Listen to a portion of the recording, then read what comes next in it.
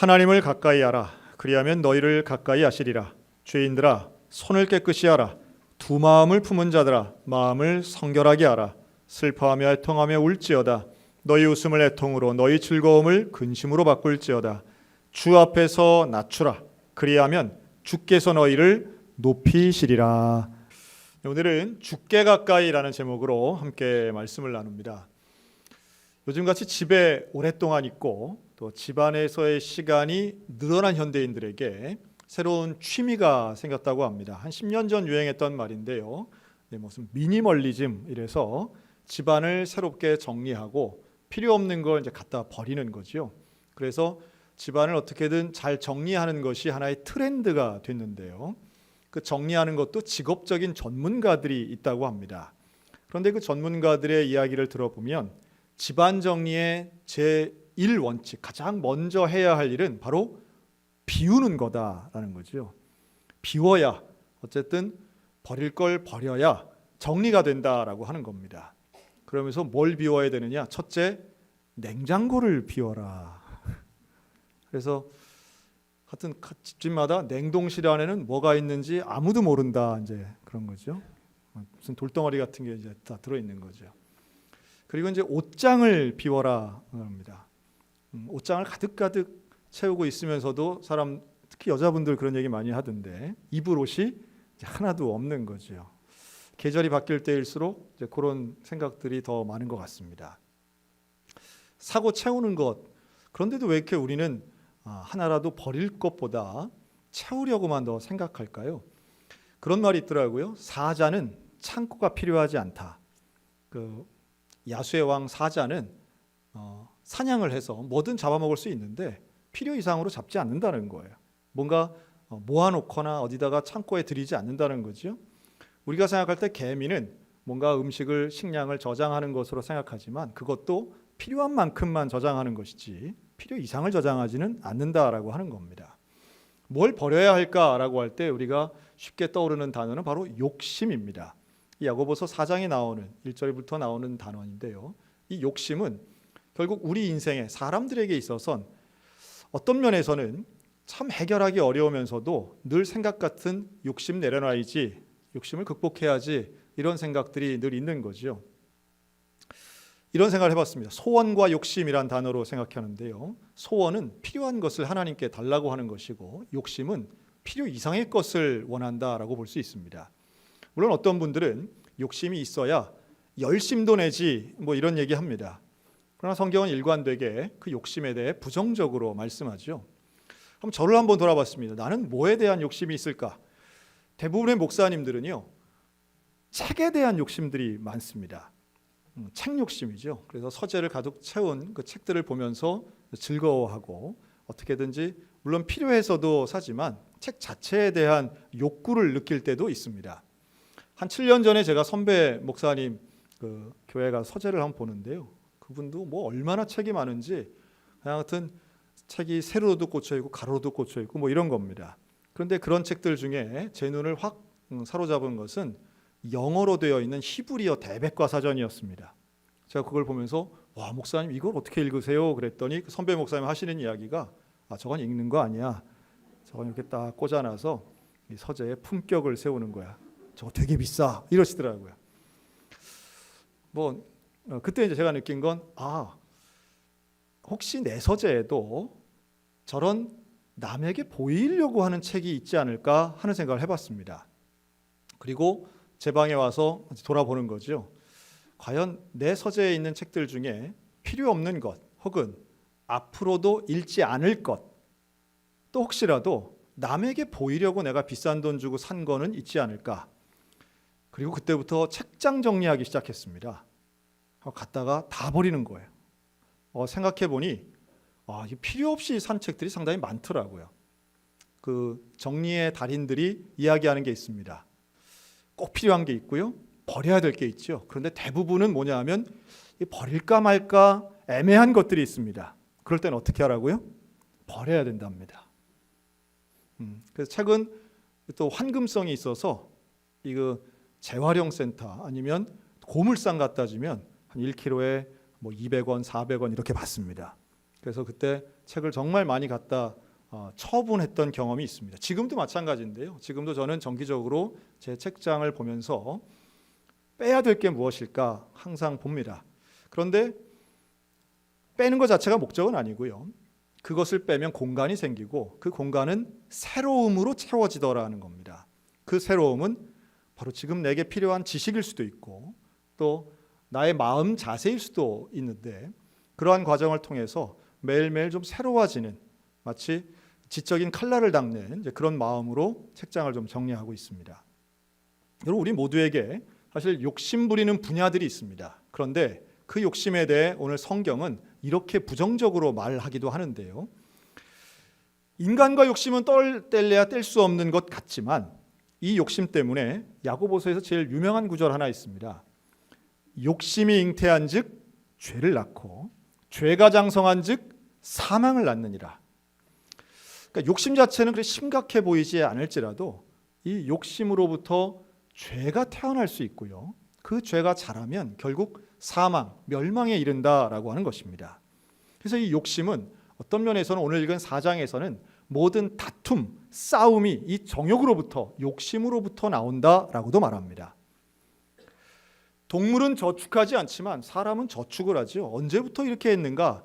수렵 생활하던 때는 많이 모으지 않았답니다. 여럿이 협력해서 함께 사냥을 하고 이것을 나누어 먹을 때는 그렇게 큰 욕심 부리지 않았는데 정착하고 농경 생활하면서부터 사람들은 창고를 짓고 거기에 나의 것들을 차곡차곡 재어놓기 시작합니다. 그리고 돈이 나오게 되고 재화를 쌓아놓는 방법들이 편리해지면서 빈부의 격차가 생겼다라고 하는 거죠. 하나님은 일용할 양식을 말씀하지만 우리는 평생, 아니 후대, 그리고 내 자손의 자손까지 먹을 것을 쌓아두고 싶은 욕심은 끝이 없는 것 같습니다. 하나님 앞에 소원을 이야기할 수 있겠죠. 필요한 것은 하나님께 기도하고 얻을 수 있습니다. 그러나 필요 이상의 것은 욕심이 된다고 말씀드렸습니다. 예를 들면 집이 그런데요. 집이 필요하죠. 여러분, 집이 필요하다고 기도하는 건 기도할 수 있는 소원이라고 생각합니다. 하지만 10채, 20채의 집을 원한다면 그건 이미 욕심의 범주에 들어가는 것이죠. 기도조차도 욕심과 연결될 수 있다고 오늘 본문은 말씀합니다. 너희가 얻지 못함은 구하지 아니하기 때문이요 구하여도 받지 못함은 정욕으로 쓰려고 잘못 구하기 때문이다.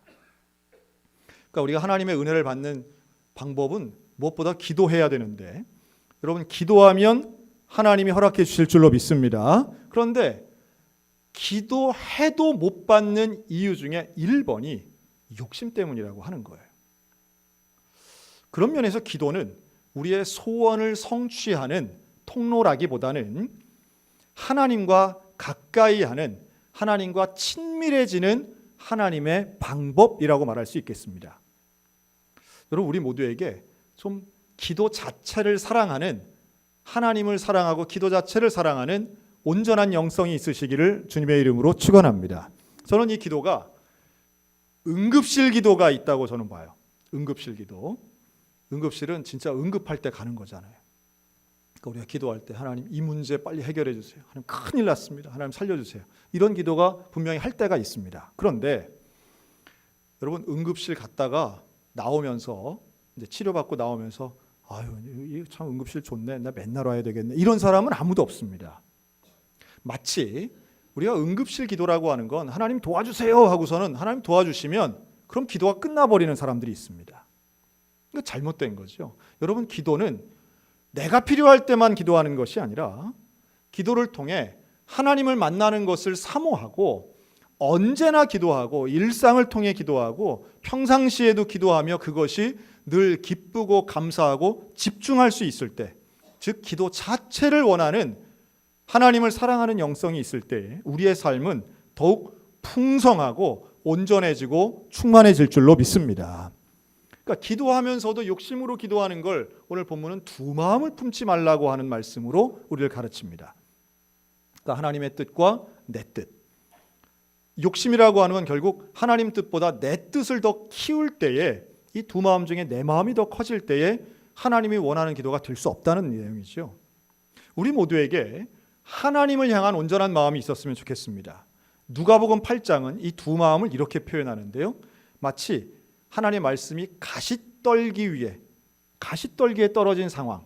그러니까 이제 여러 밭 중에 길가밭도 있고 좋은 밭도 있는데 가시떨기라고 하는 건 이생의 염려, 재물과 향락에 빠져서 기운이 막혀 온전히 결실치 못하는 사람, 그가 바로 가시떨기 같은 마음의 사람이다라고 말씀하죠. 그러니까 두 마음이라고 하는 건 하나님의 말씀을 안 믿는 건 아닌데 내 마음의 욕심과 염려와 재물에 대한 욕망이 결국 그 하나님의 말씀을 제대로 뿌리내리지 못하도록, 열매 맺지 못하도록 만들다라고 하는 겁니다. 여러분, 하나님께 가까이 갈수록 사실 우리의 마음은 더 큰 기쁨이 있는데요. 저는 이번 주간에 우리 한 집사님의 간증 들었습니다. 지금 우리 성경필사 하지 않습니까? 성경필사를 하면서 수십 년 신앙생활을 했는데 이런 말씀이 이렇게 내게 의미가 있고 은혜가 되는 줄을 처음 깨달았습니다.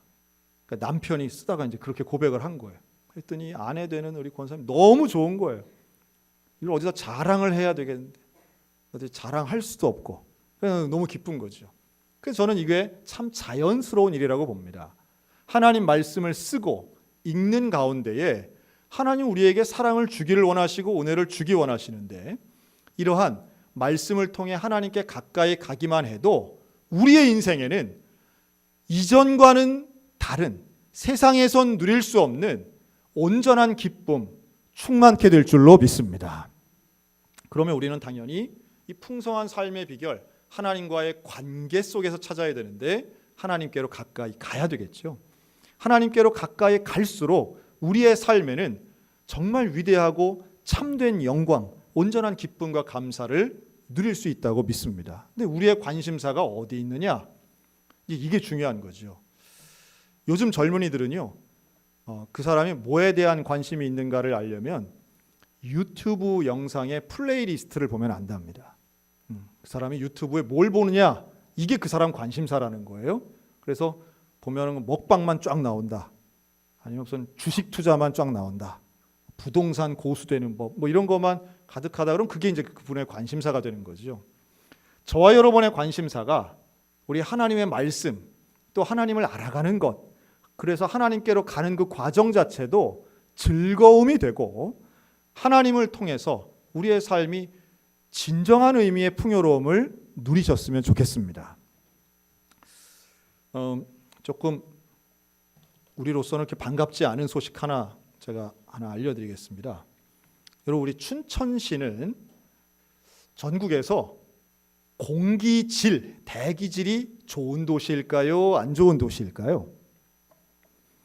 강원도가 이렇게 자연 친화적이고 산 좋고 물 좋고 공기 좋다고 이야기하는데 춘천은요, 제가 이걸 대충만 듣다가 이번에 춘천시장님 만나서 좀 얘기하다가 이걸 한번 제가 확인을 좀 해봤어요. 그랬더니 전국 유해 대기물질 측정조사라는 게 있는데요, 이제 정부에서 하는 겁니다. 여기에서 다환 방향족 탄화수소, 좀 어렵죠? 이게 다른 말로 하면 이게 벤조피렌 같은 발암성 요소들이 공기에 얼마나 있는가 이걸 조사하는 겁니다. 그런데 여기에서 최악의 도시, 그러니까 가장 이 발암성 물질이 많은 도시로 춘천이 4년 연속 1등이에요. 너무 놀랍죠? 너무 놀라운 얘기죠. 이게 뭐라고요? 네, 이유가 뭐냐고 졸다가 갑자기 깨가지고. 자, 여기에는요, 이제 오늘 성경 본문은 어디 가고 이제 벤조피렌만 나오면 안 되는데, 자, 그런데요, 여기에는 일단 이게 어느 정도로 심각한 거냐 하면 석유화학단지가 있는 울산이나 혹은 철강회사가 있는 포철, 포항이나 여기보다 훨씬 안 좋은 거고요. 자동차가 그렇게 많이 다닌다는 광화문 내거리보다도 더 안 좋은 겁니다. 이게 1년 한 번만이면은 뭐 잘못 측정한 거 아닌가 하지만 4년 연속 1등이고요. 이게 다 최근에 일어난, 최근 4년입니다. 자, 우리 춘천에는 공장이 없습니다. 대부분 이러한 벤조피렌 같은 것은 공장에서 많이 나오고요. 자동차 배기가스에서 주로 많이 나오는 걸로 알려져 있어요. 그런데 공장은 그렇게 많지 않아요. 자동차, 우리 춘천에 있는 자동차 승용차와 버스 합해서 14만 대입니다. 14만 대가 많아 보이지만 전국 1등 정도는 아닙니다. 우리 인구에 비해서 차가 조금 많은 정도 이렇게 볼 수 있습니다. 자, 그런데 왜 이렇게 공기질이 좋지 않을까? 여기에 대해 지금 정부가 명확한 답을 내놓지 못하고 있어요. 그런데 제가 지난주에 우리 춘천시장님 만나가지고 이야기를 나누는데 그분 얘기가 그렇더라고요. 지금 우리 춘천시는 코로나19가 문제가 아닙니다. 공기가 문제입니다. 이렇게 말씀하시더라고요. 그래서 그때는 제가 무슨 말도 안 되는 소리 하느냐, 무슨 아프리카 돼지열병도 아니고 국민 소득도 아니고 사실 지금 먹고 살기가 얼마나 어려운데 공기 문제? 지금 시장님의 머릿속에는 그 공기 문제가 가득 들어있더라고요. 근데 이거를 왜 우리는 모를까 생각하니까 이거를 막 광고를 안 한 거예요. 뭐 자랑스러운 일이라고 이걸 광고하겠어요. 그렇죠? 그리고 아직까지 원인이 명확치 않습니다. 원인이 명확치 않으니까 해결책도 없는 거예요. 그런데 여기에 다수의 전문가들이 짚어내는 문제들이 있습니다. 그것은 춘천시는 지금 공해를 많이 발생하는 도시는 절대 아니에요. 그런데 문제는 뭐냐 하면 어쨌든 배출되는 나쁜 공기가 바깥으로 나가질 않는 거예요. 우리가 소위 말하는 분지 지형이라고 하지 않습니까? 그런데 이 분지 지형 안에서 그렇다고 해서 분지가 그럼 춘천밖에 없느냐? 아니에요. 전국에 분지가 상당히 많아요. 그런데 왜 우리만 더 이런가라고 할 때 여러분 오늘만 해도 오늘 아침에 날씨가 흐렸나요? 맑았나요? 흐렸죠. 그 흐리다라고 하는 게 과연 구름이 껴서 흐린 것인가 아니면 안개가 껴서 흐린 것인가라고 할 때 춘천은 안개 지수가 높습니다. 또 이것을 연무라고 하는데요. 그 안개는 대기 중에 수증기가 올라오는 게 안개고 연무라고 하는 건 대기 중에 연기와 먼지가 합해지는 게 연무입니다. 그런데 우리는 소양호를 중심으로 안개가 많습니다. 그리고 그 안개가 먼지와 함께 만났을 때에는 이게 공기 중에서 오래 머물게 되는 거예요. 그리고 춘천은 바깥에서 바람이 확 불어서 이걸 쓸고 가야 되는데 이게 좀 부족하다라고 하는 겁니다. 자, 그런데 제가 드리고 싶은 말씀은 이거예요. 그렇다 보니까 우리 춘천은 안개와 연무가 있어서 산에 가면 운무가 보입니다. 제가 최근에 저는 사실 등산하는 걸 그렇게 좋아하지 않는데요. 저는 지금까지 평생 산은 올라가는 게 아니라 쳐다보는 거다 이렇게 생각하고 살아왔는데 춘천에 와서 우리 동료 목회자들을 만나면서 등산에 대한 권면을 좀 받아서 제가 며칠 전에도 토요일 날 새벽기도 없는 날 대룡산에를 다녀왔습니다. 대룡산은 춘천 들어가는 초입에 있는 산이죠. 899m더라고요. 그런데 이 대룡산 정상을 왜 그 새벽에 가느냐라고 했더니 여기가 일출이 그렇게 멋있답니다. 그래서 제가 그랬어요. 태양은 매일 뜨는데 뭘 그걸 산꼭대기까지 가서 봅니까? 그랬더니 거기 가서 거기를 사진 찍으려고 그렇게들 많이 오신다는 거예요. 그래서 네 알겠습니다. 그럼 한 번은 가겠습니다 하고 우리 몇몇 목사님들이랑 새벽에 거기 올라갔어요. 올라갔는데 두 가지에서 놀랐습니다. 하나는 세상에 거길 정말로 사진 찍으려고 거기서 주무시는 분들이 있더라고요. 그것도 아주 젊은 사람들이에요. 아주 젊은 사람들이 이 카메라를 세워놓고 거기에 차에서 자거나 텐트 치고 이러면서 그걸 찍는데 무슨 사진을 찍냐면 바로 그 운무 사진을 찍는 겁니다. 운무라고 하는 것은 구름과 안개가 합쳐진 겁니다. 근데 이게 그렇게 멋있더라고요. 저는 깜짝 놀랐습니다. 마치 비행기를 타고 높은 데 올라가면 구름을 보는 거 있지 않습니까? 그 상태로 대룡산 꼭대기에서는 양쪽이 보이는데요. 홍천 쪽이 보이고 이 사막산 춘천 시내가 보입니다. 그런데 춘천 시내가 단 하나도 보이지 않아요. 운무가 어떻게 껴있느냐 하면 마치 그 가스 방역을 하는 것처럼 춘천 시내에 정말 구름, 안개 등이 합해진 강력한 이 스폰지 같은 층이 가득해 있더라고요. 궁금하시면 한번 올라가서 보시면 되겠습니다. 그것이 저는 눈으로 확인한 일이었습니다. 아, 이게 바로 춘천의 공기질이 왜 안 좋은가를 보여주는 아주 대표적인 장면이다. 그런데 그것이 또한 한편으로는 너무 아름다운 거예요. 너무 아름다운 거예요. 마치 올라가면 딴 세상에 와 있는 것과 같은 그런 느낌이 들었습니다. 자, 그리고 그곳에 해가 뜨기 시작했어요. 거기에 올라오는 해가 정말 동그란 그 빨간 점으로 시작한 해가 떠오르는데 그 운무 위로 떠오르는 해가 정말 장관은 장관이더라고요. 그런데 제가 지금 이 말씀을 드리는 이유는 이것 때문입니다. 밑에 있을 때는요, 산에 올라가기 전에는 오늘 날씨가 흐리네 라고 생각했어요. 그런데 그 운무를 뚫고 올라갔더니 거긴 하나도 흐리지가 않은 거예요. 해가 떠오르는데 눈이 부실 정도로 너무도 화창한 날씨가 대령산 정상에는 펼쳐져 있었습니다. 그런데 여전히 밑에는 흐릿하고 짙은 회색의 흐린 날씨였던 거지요. 여러분, 우리 인생에 문제가 내 앞길이 캄캄하고 눈앞이 캄캄하다고 할 정도로 우리 인생의 문제가 나를 꽉 누르고 있을 때가 있습니다. 숨쉬기조차 힘들고 한치 앞을 내다보기 힘든 그러한 먼지가 되었건 문제가 되었건 내 앞을 가로막고 있는 상황들이 있어요. 그런데요, 하나님께 가까이 나아가면, 하나님 앞으로 나아가면, 문제보다 크신 하나님께 올라가면 그곳에는 하나님의 밝고 화창한 영광이 있는 줄로 믿으시기 바랍니다.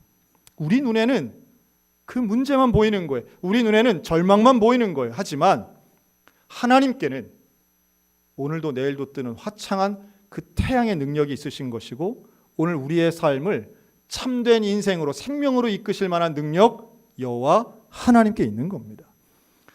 물론 우리 춘천도 더 좋아지겠죠. 시장님도 그렇게 열심히 지금 연구하고 고민하고 있으니까요. 그런 상황도 분명히 좋아질 겁니다. 모든 조건은 개선될 여지가 분명히 있습니다. 그런데 문제는 우리의 삶입니다. 우리의 삶을 하나님께로 나아가지 않으면, 하나님께 가까이 가지 않으면 우리는 욕심에 갇히든지 문제에 사로잡혀서 우리의 풍성한 삶을 포기하는 비참한 인생 살 수 있다라고 하는 겁니다. 누구와 버탈 것인가? 누구와 가까이 할 것인가? 무엇과 가까이 할 것인가? 명확합니다. 하나님의 말씀, 하나님의 능력, 하나님의 은혜 가운데 가까이 가는 것 선택하는 믿음의 성도들 되시기를 주의 이름으로 축원합니다. 우리 하나님 인색하신 분이 아니에요. 우리 하나님 무정하신 분도 아닙니다. 모든 능력이 관계에서 결국 나오는데 누가복음 11장은 이렇게 하나님을 설명합니다. 아버지는 생선 달라 하면 뱀 주지 않는 분이다. 누가 알을 달라 하는데 전갈을 주겠는가? 세상의 악한 아버지도 자식에게는 좋은 것 준다. 우리 하늘아버지는 구하는 자에게 좋은 것 주시는 하나님, 성령 주시는 아버지인 것 믿으시기 바랍니다. 하나님께 구할 때 내 욕심이 아닌 잘못 구하는 게 정욕으로 구하는 것 아닌 하나님께 가까이 가며 하나님의 마음으로 먼저 그의 나라와 의를 구하면 하나님 우리에게 좋은 것 주시는 분이라고 하는 말씀이에요. 여러분, 이 믿음이 우리 가운데 좀 있었으면 좋겠습니다. 하나님 의지하는 거예요. 하나님께 맡기는 것입니다. 그러면 오늘 4장 10절 주님이 약속하시죠. 하나님 앞에서 낮추라. 그러면 주께서 너를 높이시리라. 낮춘다라고 하는 건 하나님 앞으로 나아가는 겁니다. 교만한 자는 하나님께 못 나가죠. 겸손한 자라야 하나님 앞으로 나아가는 거예요. 그리고 하나님 앞에 나아가는 그 낮추는 자, 겸손한 자를 하나님은 진정한 의미에서 높여주신다라고 말씀합니다. 자, 목사님 한번 소개합니다. 김창경 목사님이란 분인데요. 이분은 충청북도 청원군 덕촌이라고 하는 시골에서 목회를 시작하셔가지고 거의 평생을 충청북도에서만 목회하신 분입니다. 그래서 시골로만 이렇게 다니면서 농촌 목회하신 목사님이세요. 2016년에 돌아가신 목사님이신데, 근데 이분은 이제 어린 자녀들이 있었던 거죠. 근데 이 자녀들이 이제 뭐 어릴 때 되게 옛날 목사님들 그런 것처럼 좀 목사님들이 무뚝뚝하고 또 혼자 독단적으로 막 결정을 하신 것 같아요. 그러다 보니 갑자기 야 우리 이사 간다 전학 하면은 또 친구랑 좀 사귈만 하면 전학 가고 또 전학 가고, 그 시골 동네에서 멀리 뭐 좋은 데로 이사 가는 것도 아니고 뭐 더 가난한 데로 갔다가 더 불편한 데로. 그러니까 이 자녀들 마음에 야 우리 아빠 너무한다, 서운하다. 그런데 그때에 아버지 목사님께서 이 아들에게 또 딸에게 이런 말씀하셨답니다. 내가 너희들에게 많이 못해주는데 하나님이 너희를 책임져 주실 거야. 하나님이 너희 책임져 주실 거야. 너 하나님 붙잡아야 돼. 물론 아버지의 설교 평생토록 그 어린 시절에 쭉 들으면서 자랐는데 아버지가 자녀들에게 하신 말씀은 난 너희들한테 특별히 줄 게 별로 없다. 그런데 하나님이 너희 책임져 주실 거야. 이 아들은 어떻게든 이 고생하는 거 벗어나려면 나 공부라도 잘해야 되겠다. 열심히 공부했답니다. 그런데 아주 잘한 정도는 아니고 그 지역 학교에서 한 반에서 한 10등 정도 했답니다. 그리고 대학을 가면서부터는 집이랑 이제 떨어지게 된 거죠. 어렵게 대학 공부 마치고 이제 취업하는데 그 어렵다는 이제 방송국 시험을 본 거예요. 그러면서 700대 1의 경쟁을 뚫고 결국 아나운서가 되는데요. 그 과정을 통해서 와, 하나님 정말 나는 별로 그렇게 좋은 대학 나온 것도 아니고 뭐 내게 탁월함도 없는데 합격하는 과정을 통해 그 아버지의 말씀이 자꾸 생각나더라는 거예요. 하나님이 너를 책임져 주실 거야. 이 아나운서가 바로 요즘 방송만 보면 나오는 김성주라는 아나운서입니다. 김성주 아나운서가 교회에서 간증을 하는 걸 제가 봤는데요. 그런 이야기 하더라고요. 물론 이런 유명인들이 방송에 나오는 모습이 다는 아니라고 봅니다. 하지만 자녀 양육의 명확한 분명한 원칙, 하나님이 책임져 주실 거야. 뭐 어떻게 들으실지 모르겠지만 제가 설교하면서 이렇게 보면요, 여기 앉아 계신 분들 중에 목회자 자녀들이 있습니다. 우리 교회 상당히 많아요. 생각보다 많습니다. 목회자 자녀들 어릴 때 가난 때문에 이사하는 것 때문에 어려움 당하고 고생했던 분들 여기 지금 몇 분 계세요. 그런데 이분들의 인생을 보면 정말 하나님이 책임져 주시는구나, 하나님 복을 주시는구나, 이게 제 눈에도 보이더라고요. 그런데 어떻게 해야 하나님이 책임져 주시느냐? 하나님께 맡겨야 될 줄로 믿습니다.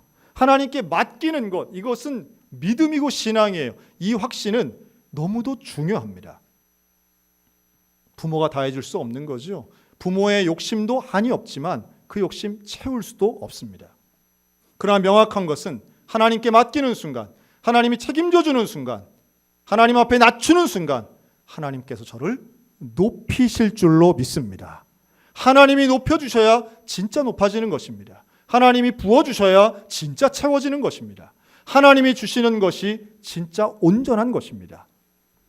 여러분, 그 은혜를 사모하며 주께 가까이 나아가는 저와 여러분들 되시기를 축원합니다. 하나님과 멀어지는 두 마음 품은 욕심 품은 사람 되지 말고 하나님께 나아가는 겸손한 사람, 믿음의 사람들 되셨으면 좋겠습니다.